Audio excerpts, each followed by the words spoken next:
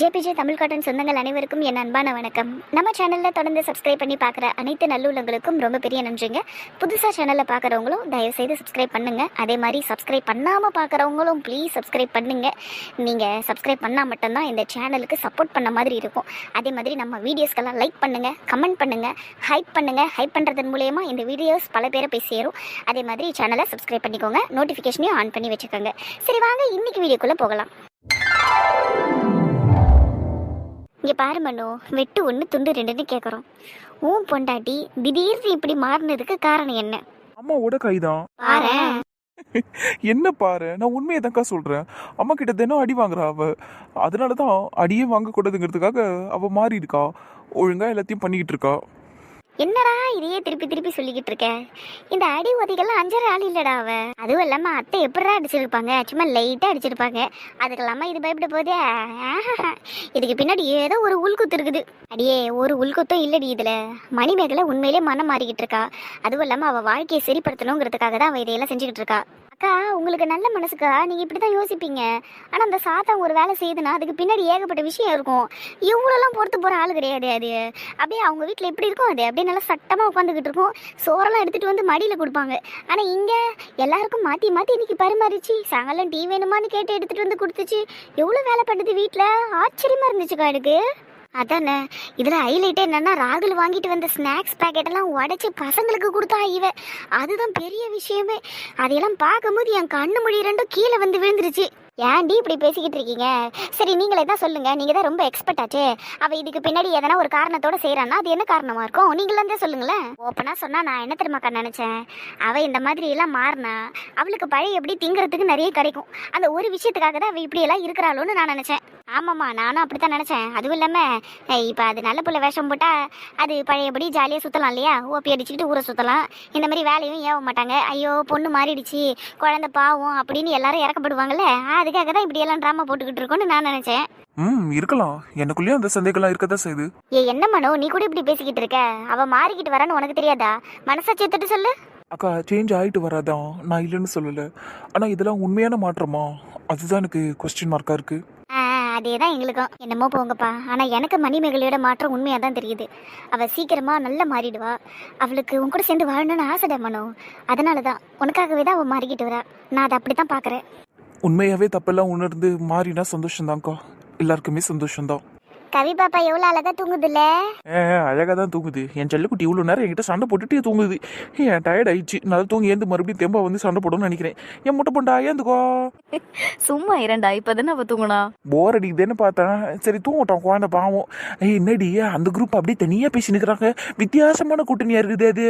இதுல என்னடா வித்தியாசம் இருக்கு? அக்காங்க தம்பி கிட்ட பேசுறாங்க, அவ்வளவுதானே. நான் கூட தான் அவங்களுக்கு எல்லாம் தம்பி. ஆனா என்ன யாரும் இப்படி எல்லாம் உட்கார வச்சு பேசலையா? வாங்கிட்டு பேசுற அளவுக்கு உன்ன பெரிய மனுஷனா அவங்க மதிக்கல போல இருக்கடா. நீ எல்லாம் பேசாதடி முட்டைக்கோசு முக்கிய. என்கிட்ட பேசலன்னா என்ன அர்த்தம்? என்கிட்ட இந்த பிரச்சனையே இல்லைன்னு அர்த்தம். என் வாழ்க்கை ஸ்மூத்தா போகுதுன்னு அர்த்தம். ஆனா உன் புருஷனை உட்கார வச்சு பேசிக்கிட்டு இருக்காங்கன்னா என்ன அர்த்தம் சொல்லி? உன் புருஷன் வாழ்க்கை ஊசல் அடிக்கிட்டு இருக்குன்னு அர்த்தம். அதுவும் உன்னால. எதுக்கடா இப்படி எல்லாம் பண்ணிக்கிட்டு இருக்க? என்ன பண்ணிட்டேன் நான் இப்போ? இப்ப எதுக்கு அவளுக்கு பவு காட்டுற? அவளுக்கு தானே காமிச்சா, உனக்குன்னா அவளுக்கும் காட்டுடா, சும்மா ஆயிடுவா. அப்படியா? பைத்தியக்காரா, சி. இதெல்லாம் போய் ஏன் தான் கல்யாணம் பண்ணணும்னு தெரியல. நீ நல்லா மெச்சூர்ட் ஆனதுக்கு அப்புறம் கல்யாணம் பண்ணிருக்கலாம். அவசரப்பட்டு கடகடன்னு கல்யாணம் பண்ணி வச்சிட்டாங்க. போடா கோமாளி குரங்கு. அடியே, யாரடி கோமாளிங்கிற? நல்லா ஈரோ மெட்டீரியல் ரியே. என்ன பார்த்து கோமாளிங்கிற குட்டுமிய. பெரிய ஹீரோ இவரு. படா. என்னம்மா என்ன சொன்னா? கொஞ்சம் திரும்பி என்ன பார்த்து பேச. நீ எல்லாம் ஹீரோவா? போடான்னு சொன்ன போதுமா? ஓ, யூ ஆர் சேயிங் 2 டைம்ஸா? ஏன் கேட்டீங்களா அடியே? என்னை பார்த்து 2 டைம்ஸ் அவ வந்து நான் ஹீரோவான்னு கேட்டுட்டான். என் தன்மானத்துக்கு இழுக்கு ஏற்பட்டுருச்சுடியா. இதுக்கு மேலே நான் சும்மா இருக்க மாட்டேன். சரி, இப்ப அதுக்கு என்ன பண்ண போற? ஓ, யூ ஆர் டாக்கிங் டூ மச்சா. Don't speak to me girl. 2 கண்ணி 4 கண்ணி சொல்லுங்கடியே, சொல்லுங்க. இப்போ நான் என்ன பண்றது? நான் ஹீரோவா மாதிரி டைப்புவே. ஓ, இனிமேல் தான் மாறணுமா? ஏய், you are speaking too much டி கேர்ள். இவரே, நான் மட்டும் இப்போ ஹீரோவா மாறினேன்னு அம்மா அவளை நீ தாங்க மட்டும் சொல்லிட்டேன். அவ்வளோதான். அப்புறம் உருன்னே சுற்றுவேன். சும்மா கையெல்லாம் முறுக்கிக்கினே அப்படியே பேண்ட் எல்லாம் தூக்கி போட்டுக்கினே வேற லெவலில் போயிட்டு இருப்பேன் நானே. அவ்வளோதான். அப்புறம் நீ எல்லாம் என்கிட்டே வர முடியாது. ராகுலு ராகுலுன்னு எல்லாம் நீ என்ன சொல்லவே முடியாது. என் பேரை சொன்னாலே செவிட்டி அடிப்பேன். டேய் நீ சொல்றதெல்லாம் வில்லனுங்க பண்றதுடா. ஹீரோலாம் இப்படி இருக்க மாட்டாங்க. ஹீரோ எப்படி தெரியுமா இருப்பாங்க? நல்லா அழகா பேசுவாங்க, கைண்டா இருப்பாங்க, எல்லாருக்கும் மரியாதை கொடுப்பாங்க, சின்ன பிள்ளைங்களுக்கு கூட அழகா மரியாதை கொடுத்து பேசுவாங்க. அதுதான் ஹீரோவோட செயல். நீ சொன்னதெல்லாம் வில்லனோட செயல். நீ இப்ப செஞ்சுக்கிட்டு இருக்க செயலெல்லாம் ஜோக்கரோட செயல். போதுமா குரங்கு? ரொம்ப பேசாதடி, நான்லாம் எல்லாம் கலந்த கழுவடி. எனக்கு எப்போ ஹீரோவா இருக்கணும், எப்போ வில்லனா மாறணும், எப்போ காமெடி பண்ணணும்னு நல்லா தெரியடி. ஆனா நீ எல்லாம் இருக்கிற பத்தியா, உலகத்திலேயே 1 நம்பர் சூனியக்காரி வில்லிடி நீ. ஐயோ, பாரு நந்தினி எப்படி பேசுறான் இவன். நான் சூனியக்கார வில்லியா? நான் என்னடா பண்ணிட்டேன் அப்படி? நீ நிறைய வில்லத்தனம் பண்ணியிருக்கிறடியே. ஒரு சாம்பிளுக்கு ஒன்று சொல்கிறேன் பாரு. அன்றைக்கி மணி விஷயத்தை பற்றி வீட்டில் இருக்கிற எல்லாருக்கிட்டையும் சொல்லலான்னு நீ சொன்னேன். உன்னை நம்பி நானும் சரி பொண்டாட்டி கூட நிற்பாளே, நம்மளும் போய் எல்லாருக்கிட்டையும் சொல்லுவோமேன்னு ஒட்டுமொத்த குடும்பத்தையும் கூப்பிட்டு வச்சு நான் வாயை திறக்க நீயும் என் கூட சேர்ந்து பேசுவேன்னு நம்பி எல்லாத்தையும் சொன்னேன். ஆனால் நீ என்ன பண்ண? ஷெலேன்ட்டாக இருந்துட்டேன். ஒட்டுமொத்த குடும்பமே என்னை காரி துப்புச்சு. என்னை நம்பவே இல்லை. ஆனால் நீ என்ன பண்ண? சைலண்டாக இருந்த. கடைசி வரைக்கும் நீ அப்படியே மௌன அஞ்சலி தான் செலுத்தினியே தவிர என்ன கண்டுக்கல. அது வில்லத்தனம் தானே. நாடி சாம்பிள் சொன்னதுக்கே இப்படி மூஞ்சி மாறிடுச்சு. இப்ப நான் நிறைய எடுத்து விட்டேன்னா நீ என்ன ஆவன்னு தெரியலையா? ஓன்னு அழுதுட்டு போவ போல இருக்கியா? டேய் விடுறா, அப்படியெல்லாம் விட முடியாது. என் தன்மானத்துக்கு இழுக்கு ஏற்பட்டுருச்சு. சாம்பிள் நம்பர் 2 சொல்றேன் கேட்டுக்கங்க. இப்ப யாருன்னா அழுகுறாங்கன்னு வைங்களேன், இந்த வில்லி என்ன பண்ணுவ தெரியுமா? பக்கத்துல போய் உக்காஞ்சுப்பா. அழாதீங்கன்னு சொல்லி அவங்கள ஓன்னு அழுவப்பா. இவ பேசினதுக்கு அப்புறம் தான் அவங்க பயங்கரமா அழுவாங்க. அந்த மாதிரி பண்ணி விடுவா இவ. இப்ப சொன்னியே இதை நான் ஒத்துக்கிறேன்.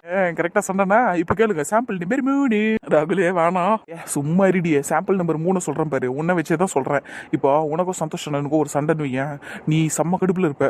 அப்ப காயத்ரி என்ன பண்ணுவா? உன் பக்கத்துல வந்து உட்காந்துக்கினே, நந்தினி நீ இப்படி எல்லாம் பண்ணாதடி, விட்டு கொடுத்து போடின்னு உன்னையே தான் குறை சொல்லுவா. சொல்லி இருக்கிறாளா இல்லையா? விட்டு கொடுத்து போன்னு தான் உன்னை உசுப்பேத்தி விடுவா இல்லையா அவ. அதை பிடிச்சிக்கிட்டு நீ சந்தோஷம் கிட்ட இன்னும் போய் பெருசா சண்டை போடுவேன். இந்த மாதிரி எல்லாம் நடந்திருக்கா இல்லையா? அப்படியெல்லாம் ஒன்றும் நடந்தது இல்லை. நீ தேவையில்லாமலாம் சொல்லாதப்படா. இது நான் உண்மையை பேசுறேன்னு உனக்கே நல்லா தெரியும். சும்மா ஃப்ரெண்ட்ஷிப்பை காப்பாற்றணுங்கிறதுக்காக எல்லாம் இப்படி எல்லாம் போய் சொல்லிக்கிட்டு இருக்காத. நான் காயத்ரியா, நான் சொல்றது கரெக்டு தானே? நீ எல்லாத்தையும் ஏத்து விடுவதானா? என்னடி என்ன வெச்ச கண்ணு வாங்காம பாத்துக்கிட்டு இருக்க? பதில சொல்லியா? ஐயோ எழுந்துட்டாலே அவ கோச்சிக்கிட்டா போல இருக்கே. நில்றி, சும்மா வில்லானாண்டி காயத்ரி. என்னாச்சு? எங்க போறா அவ? என்னாச்சு ராகுலே? என்ன பண்ண? எதுக்கு அவ கோச்சிக்கிட்டு போறா? நான் ஒண்ணுமே சொல்லல. அதுக்குள்ள நான் தான் என்னமோ பண்ணன்னு சொல்றீங்க, அவ கோச்சிக்கிட்டு போறான்னு சொல்றீங்க. அப்ப காது முழுக்க இங்கதான் வச்சுக்கிட்டு இருந்தீங்களா நீங்க?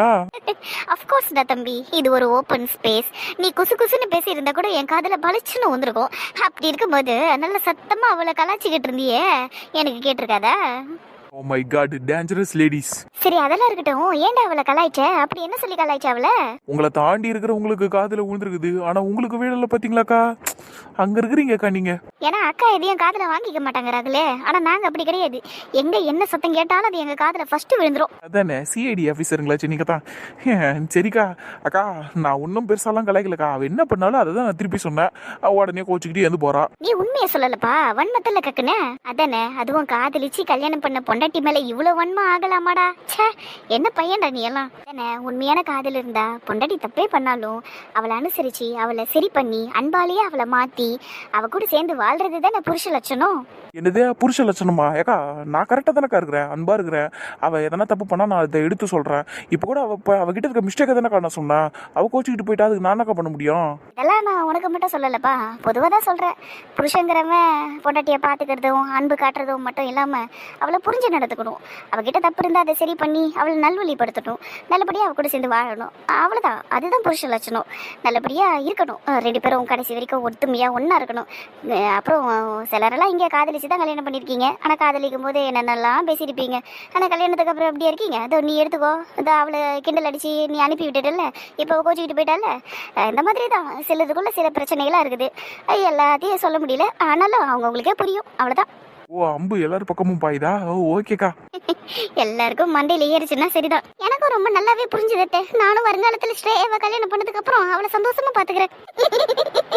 அட எலி குஞ்சா, என்னென்ன பேச்சு பேசுறான் பத்தியா? பிரியாக்கா என்ன வேடிக்கை பார்த்துன்னு இருக்கிறீங்க? பொழுது கட்டுங்க அவனா. யார் அதுல? என் புள்ள வருங்காலத்துல நல்ல புருஷனா இருப்பாங்கன்னு சொல்றான். ஆனா ஸ்ரேயான்னு சொன்னான் பத்தியா, அது மட்டும் தான் எனக்கு கொஞ்சம் இடிக்குது. அடே அதுக்கு உன்னை மூக்குலயே 4 பஞ்சு வைப்பேன் நானு. இருக்கிறான் பாரு எலி குஞ்சு. டேய் வாடா, இன்னைக்கு உன் டவுசர்ல கரப்பாம்பூச்சி விடுறான் நானு.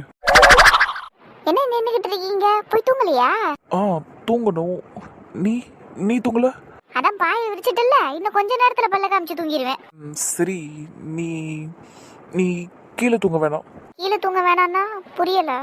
1 மாசமா இப்படி தானே படுத்துக்கிட்டு இருக்கேன். அதான் வேணாங்கிறல்ல. வேணான்னா நான் எங்க படுக்கிறது? பெட்லையா? ஆமா ஆமாவா? உண்மையாவா சொல்றீங்க? நான் பெட்ல படுத்துக்குவா? ஆமா, வந்து படுத்துக்கோ. அப்ப நீங்க பாயில படுத்துக்கிறீங்களா? இல்ல, நான் நான் பெட்லயே படுத்துக்கிறேன். நீ என் கூட வந்து படுத்துக்கோ. உங்க கூடயா? எவ்வளோ கேள்விதான் கேட்ப. வந்து பெட்ல படுனா பட. அது எப்படி? கல்யாணம் ஆகி 1 மாசம் ஆகுது. இந்த 1 மாசம் ஃபுல்லா நான் கீழே தான் உட்காந்துருக்கேன், கீழே தான் வந்து படுத்து தூங்கியிருக்கேன். இப்போ திடீர்னு பெட்ல வந்து தூங்குனா நான் கேள்வி கேட்க மாட்டேனா? உங்களுக்கு என்ன ஆச்சு? திடீர்னு எதுக்காக இப்படி மனசு இறங்கி பேசுறீங்க? ஒருவேளை புஷ்பாக்கா சொன்னதுனால உங்களுக்கு மனசுல இறங்கி எனக்கு ஒரு இடம் கொடுக்கணும் பெட்லன்னு தோணுச்சோ? கடவுளே, டார்ச்சர் பண்றாளே. இப்போ நீ பெட் மேல வந்து தூங்க போறியா இல்லையா? வேணாம், நான் தரையிலே படுத்துக்கிறேன். ஏன்னா இத்தனை நாளாக தலையிலே படுத்துட்டேன்னா இப்போ நீங்கள் பெட் மேலே வாண்டுறீங்க. நாளைக்கு கீழே போன்னு துரத்தி விட்டீங்கனாலும் என்னால் ஒன்றும் கேட்க முடியாது, செய்ய முடியாது. ஏன்னா என்கிட்ட இருக்கிற தப்பெல்லாம் நீங்கள் எடுத்து சொல்லுவீங்க. வேணாம், இதெல்லாம் சரிப்பட்டு வராது. நான் கீழே படுத்துக்கிறேன். இனாஃப் மணி, சும்மா பேசிக்கிட்டே இருக்காத. நான் வான்னு சொன்னா வந்து தூங்கு. அந்த பாயை தூக்கி போட்டுட்டு பெட் மேல வந்து படு. நாளைக்கு நீங்கள் துரத்திட மாட்டீங்களே? மாட்டேன். நம்பலாமா? நம்பு, வந்து படுத்து தூங்கு. சப்போஸ் எனக்கு உன் மேல ஏதாவது கோவமே வந்தாலும் நான் தரையில படுத்துக்கிறேன். ஓகேவா? இந்த டீலிங் எனக்கு ரொம்ப பிடிச்சிருக்குப்பா. சரி, பல மாதங்களுக்கு அப்புறம், பல நாட்களுக்கு அப்புறம் மணிமேகலை பெட்டில் தாவுகிறாள். என்ன? நான் உங்ககிட்ட பேசல மனோஜி. இந்த பெட்டு கிட்ட பேசிக்கிட்டு இருக்கேன். எவ்வளவு ஷாஃப்டா இருக்குது. குஷன் பெட்டு, குஷ்னு இருக்கு. லூசு மாதிரி பண்ணாத. நான் பேசுறதெல்லாம் லூசு மாதிரி தான் தெரியும். ஆனா 1 மாசம் கழிச்சு பெட்டு மேல படுத்துருக்கிறேன். இது எவ்வளவு சந்தோஷமா இருக்குது தெரியுமா? இந்த வீட்டுக்கு வந்து இதுல இருந்து இந்த பெட்ல நான் உட்காந்தது கூட கிடையாது. அப்படி இருக்கும்போது எனக்கு இந்த பெட்டு சுகமா தானே இருக்கும்.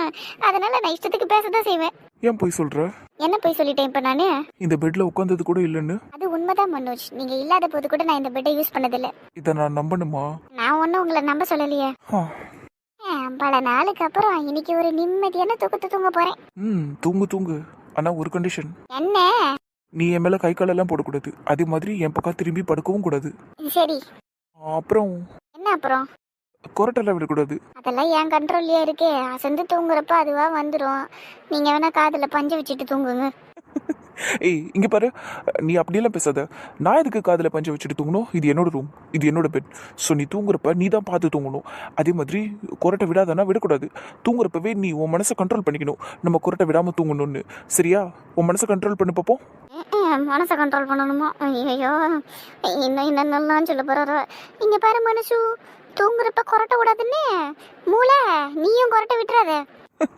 ஓகே, இதுக்கு மேல பேசக்கூடாது. அமைதியாரு. ரைட்டு. அப்புறம் இன்னும் ஒரே ஒரு கண்டிஷன் மட்டும் இருக்கு. அது என்ன கண்டிஷனு? தூங்காம முழிச்சுக்கிட்டு இருக்கணுமா நைட் எல்லாம்? அதெல்லாம் இல்ல. இந்த ரூம் லைட் ஆஃப் பண்ணக்கூடாது. அதான் நான் ஏற்கனவே சொல்லியிருக்கேன்ல, ரூம் லைட் ஆஃப் பண்ணக்கூடாது. நான் தூங்கிட்டேன்னு நினைச்சு கூட நீ ஆஃப் பண்ணிடாத. புரியுதா? அதான் தெரிஞ்ச கதையாச்சே, பண்ண மாட்டேன். Good night. Good night. எட்டி ஒதிச்சிருவேன் சொல்லிட்டேன். சும்மா விளையாட்டுக்கு பண்ணேன். Good night.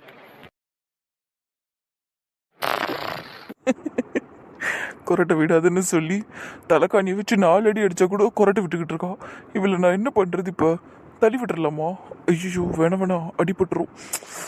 இப்ப நான் என்ன பண்றது? ரொம்ப கொரட்டை விடுறாளே. இப்படி எல்லாம் பண்ணாத, பயமா இருக்கு. கடவுளே, என்ன இன்னைக்கு ரொம்ப மோசமா பண்ணிக்கிட்டு இருக்கா. மேபி அவ ரொம்ப டயர்டா இருக்கான்னு நினைக்கிறேன். அதனாலதான் இப்படி கொரட்டை விட்டுக்கிட்டு இருக்கா. என் தூக்கம் போச்சு இன்னைக்கு. கடவுளே, இதெல்லாம் பார்க்க நல்லா தான் இருக்கு. இவ்வளோ கியூட்டாக தான் தூங்குறா. தூங்குறப்ப ரொம்ப கியூட்டாக இருக்கா. இதெல்லாம் மட்டும்தான் என்னால் பொறுத்துக்க முடியல. இப்போ என்ன பண்ணுறது? பேசாமல் இந்த தலைக்காணி எடுத்து வாயிலே வச்சிருவோமா? ஐயோ, எதா ஆயிடுச்சுன்னா இப்போ நான் என்ன பண்ணுறது? இவ்வளோ நான் ஸ்டாப் பண்ணணுமே. கடவுளே, இவன் இப்படியே பண்ணிக்கிட்டு இருந்தானா நைட்டெல்லாம் நான் இவ்வளோதான் முழிச்சு பார்த்துக்கிட்டு இருக்கணும். என்னால் தூங்க முடியாது. என்ன பண்ணுறது இப்போ? இந்த சைத்தான் வேணும்னே பண்ணுதுன்னு நினைக்கிறேன். எப்படியெல்லாம் பண்ணிக்கிட்டு இருக்கா. யாராச்சும் இப்படியெல்லாம் கொரட்டை விடுவாங்களா? அதுவும் டிஃப்ரெண்டா. சில டைமில் வண்டி ஓட்டுறா, சில டைமில் ஏதோ அடிபட்டு கீழே விழுந்த மாதிரி கத்துறா. இல்லை இவளை இருடி, நான் இப்போ என்ன பண்ணுறேன் பாரு. ஓடாதவா? யாரடி சொல்லிக்கிட்டு இருக்க? இருடி, உன்னை என்ன பண்ற பாரு. இப்போ என்ன ரியாக்ஷனே கொடுக்க மாட்றா, என்ன அசையவே மாட்றா, கொரட்டையும் நின்றுச்சு. எப்படி இதெல்லாம்? இந்த பொண்ணு முழிச்சுக்கிட்டு இருந்தா கண்டிப்பா நான் பிடிச்சதுக்கு கொஞ்சமாவது அசைஞ்சிருப்பா. கண்டிப்பாக அசைஞ்சிருப்பா. ஆனால் இவ என்ன இப்படி தூங்குறா? ஒருவேளை அவள் உண்மையிலே தூங்குறாளோ? ஒருவேளை தூக்கத்தில் தான் இவ்வளோத்தையும் பண்ணாளா?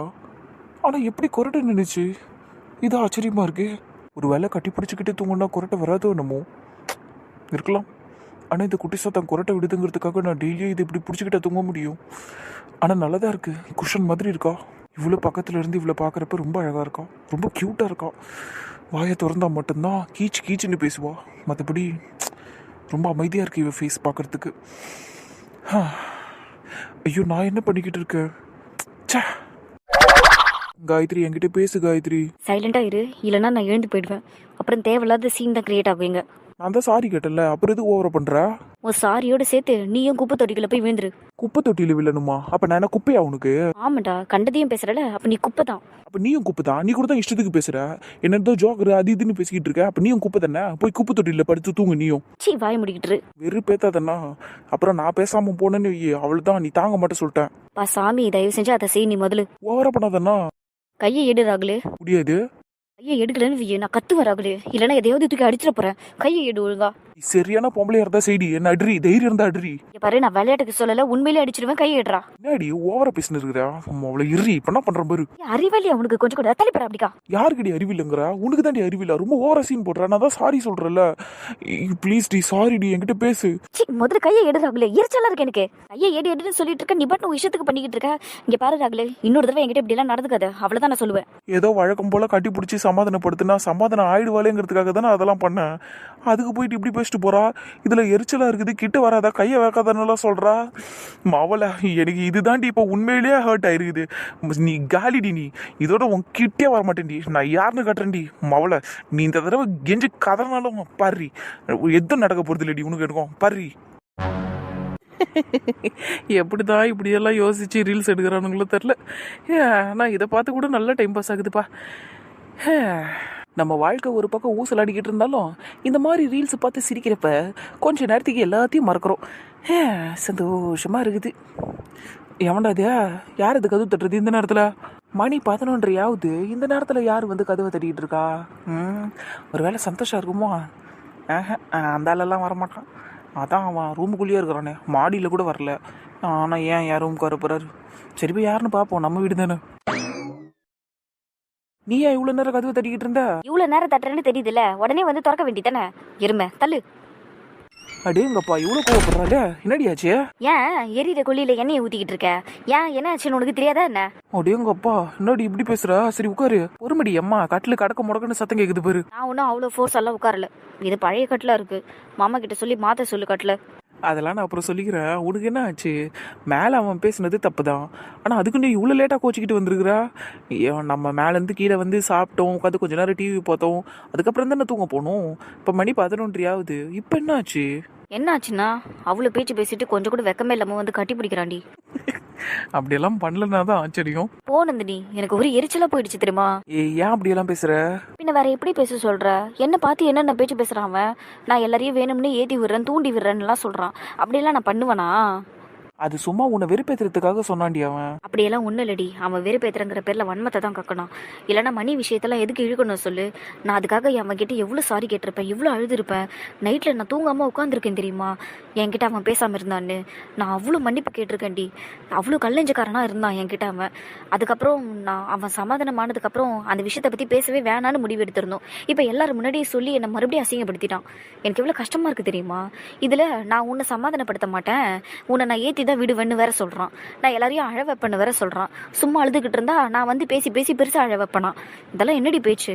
எரிச்சலாக இருக்குடி எனக்கு. சரி விடுடி. நீ அவனை வெறுப்பேத்தனல, காமெடியன் ஜோக்கரு அது இதுன்னு சொன்னல, அதுக்காக உன்னை வெறுப்பேத்த தாண்டி அதையெல்லாம் சொன்னான். வன்மனெல்லாம் நீ சொல்லாத. ராகுலுக்கு அதெல்லாம் இருக்காதுடி. நானும் அப்படிதான் நினச்சிக்கிட்டு இருந்தேன். ஆனால் அப்படியெல்லாம் ஒன்றும் கிடையாது. அவனுக்குள்ளேயே நிறைய வன்மெல்லாம் இருக்கத்தான் செய்யுது. சரி விடு, ஃப்ரீயா விடு. இது வரந்தாலும் காலையில் பேசிக்கலாம், நீ தூங்கு. எங்க என் தூக்கமே போயிடுச்சு. ஆனால் ஒன்றே ஒன்று மட்டும் சொல்கிறேன் நந்தினி, கல்யாணத்தை மட்டும் அவசரப்பட்டு பண்ணிடவே கூடாது. அது பெரிய தொல்லையா இருக்குடி. அடியே, என்னடி இப்படியெல்லாம் பேசுற? உண்மையை தாண்டி சொல்கிறேன். எனக்கு மட்டும் கல்யாணம் ஆகாமல் இருந்திருந்தா நான் என்ன இப்படி இருந்திருப்பேன். நான் பாட்டுன்னு ஒரு வேலையில் போயிட்டு நல்லபடியாக சம்பாதிச்சுக்கிட்டு எங்கள் வீட்டில் கொடுத்துக்கிட்டு சந்தோஷமாக இருந்திருப்பேன், ஃப்ரீடமாக இருந்திருப்பேன். ராகுலை நான் லவ் பண்ணிக்கிட்டே இருந்திருந்தாலும் ஒரு கட்டுக்குள்ளே இருந்திருக்க மாட்டேன். ஆனால் இப்போ பாரு, குடும்பம் வீடு அது இதுன்னு நிறைய கண்ட்ரோல்டாக இருக்கேன்டி நான். காயத்ரி, நீயா இப்படியெல்லாம் பேசிக்கிட்டு இருக்க? ஆச்சரியமா இருக்குடி எனக்கு. அதுவும் இல்லாமல் உன்னை யாரடி கண்ட்ரோல் பண்ணிக்கிட்டு இருக்கா? உன் இஷ்டம் போல தானே நீ வீட்டில் இருக்கிற. அப்புறம் என்ன, இப்போ கூட நினச்சா நீ வேலைக்கு போனோன்னா போகலாம். அப்புறம் ஏன் இப்படியெல்லாம் பேசுகிற? கரெக்டு தான், நான் நினச்சா வேலைக்கு போகலாம் தான். ஆனால் நானும் போயிட்டு அத்தை தனியாக இருக்கணும், அந்த வீட்டில் அவ்வளோ வேலையை செய்யணும் அவங்க. இந்த மாதிரி விஷயத்தெல்லாம் யோசிக்கும் போதே எனக்கு மனசு வரமாட்டேங்குதுடி. ஒரு பக்கம் அம்மாவும் கல்யாணம் ஆனதுக்கப்புறம் ஒரு பொண்ணு அந்த வீட்டை நல்லபடியாக வழி நடத்திட்டு போகணும், குடும்பத்து ஆளுங்க மேலே கவனம் செலுத்தணும், நல்லபடியாக பார்த்துக்கணுன்னு சொல்லியிருக்காங்க. இதெல்லாம் என் மனசுக்குள்ளே போட்டுக்கிட்டு என்னை ஒரு கட்டுக்குள்ளே வச்சிருக்கடி. அதை தான் நான் அப்படி சொன்னேன். மற்றபடி அந்த வீட்டில் நான் சந்தோஷமாக தான் இருக்கேன். ஆனால் எனக்கு சுதந்திரம் இல்லைல்ல. இப்போ நான் போகணுன்னு ஆசைப்பட்டாலும் என் மனசே என்னை தடுத்துருது இல்லை. இதே கல்யாணம் ஆகாமல் இருந்திருந்தா நான் போயிருப்பேன்ல, எதை பற்றியும் கவலைப்படாமல் போயிருப்பேன்ல. இந்த ராகுல ஒரு 4-5 வருஷம் கழித்து கல்யாணம் பண்ணியிருக்கலாம். அவனுக்கும் வாயெல்லாம் கொஞ்சம் அடங்கியிருக்கும். இப்போ என்னடானா இஷ்டத்துக்கு பேசிக்கிட்டு இருக்கான். ச்சே, அவசரப்பட்டு கல்யாணம் பண்ணிட்டேன்டி. இதுக்கு தான் நான் சொன்னேன் அவசரப்பட்டு கல்யாணம் பண்ணேன்னு. கரெக்டாக தான் சொல்கிற. ஆனால் நிறைய லேடிஸ் கல்யாணம் ஆனதுக்கப்புறமும் குடும்பத்தையும் பார்த்துக்கிட்டு வேலையையும் பார்த்துக்கிறாங்கல்ல. அந்த மாதிரி உன்னால் வெளியே போய் வேலை செய்ய முடியலனாலும் வீட்டுக்குள்ளேருந்தே எதனா பண்ணி உன்னோட மைண்டை டைவெர்ட் பண்ணிக்க. சரியா? அப்படி வேணால் பண்ணிப்பாரு. இப்போ பிரியா இருக்குல்ல, அது பியூட்டிஷியனாக தானே இருக்குது. வீட்டுக்கு வரவங்களுக்குலாம் மேக்கப் போட்டு அனுப்பி விட்ருது. இன்னும் கொஞ்சம் நல்ல ஷாப்பும் திறக்க போகுது. அந்த மாதிரி நீ வேறு ஏதாவது ட்ரை பண்ணிப்பாரு. சரியா? உனக்கு எது வரும் அது நீ பண்ணு. நீ இந்த எம்ப்ராய்டரிலாம் நல்லா போடுவல்ல ட்ரெஸ்ஸில், அந்த மாதிரி ஏதாவது ட்ரை பண்ணிப்பாரு, வீட்டுக்குள்ளே இருந்தே செய்கிற மாதிரி. வீட்டில் டைம் பாஸ் ஆகலைன்னு நான் ஆல்ரெடி எம்ப்ராய்டரி தானே பண்ணிக்கிட்டு இருக்கேன். அந்த டைம் பாஸே அப்படியே பிஸ்னஸாக மாற்றிடு. வீட்டுக்கு முன்னாடி ஒரு போர்டு போடு, இங்கே எம்ப்ராய்டரி ஒர்க் செய்து தரப்படும்னு. அவ்வளோதான், கூட்டம் கூடிடும்ல. கூட்டம் கூடிடுமா? நான் ஏதோ சின்ன சின்னதாக பண்ணிக்கிட்டு இருக்கேன், அதுக்கே கூட்டம் கூடிடுமா? எவ்வளோ பெரிய கோலமாக இருந்தாலும் ஒரு சின்ன புள்ளியிலிருந்து தாண்டி ஆரம்பிப்பாங்க. அதை ஞாபகம் வச்சுக்க. அடா பஞ்சு போடுறாளே. ஒத்திக்கிட்டு தூங்கு. காலையில் உன் புருஷன்கிட்ட பேச ஒழுங்கா. சரியா? அதுக்கு மட்டும் வாய்ப்பே இல்லை நந்தினி. எனக்கு ரொம்ப ஹர்ட் ஆயிருக்கு. கண்டிப்பாக நான் அவன்கிட்ட பேச மாட்டேன். வழக்கம் போல் இழிச்சுக்கிட்டு ராகுலுன்னு பின்னாடியே போவேன்னாலாம் அவன் நினச்சிக்கிட்டு இருப்பான். கண்டிப்பாக அதை நான் பண்ண மாட்டேன், பண்ணவே மாட்டேன். ஏற்கனவே எனக்கும் அந்த ஆளுக்கும் ஒரு பஞ்சாயத்து.